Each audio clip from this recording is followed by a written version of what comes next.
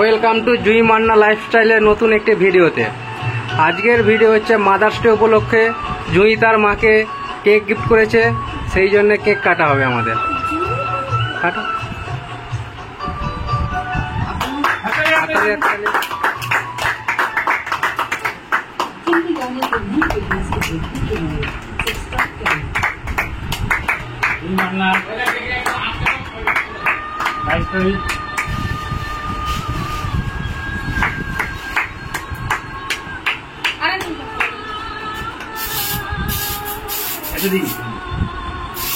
বাস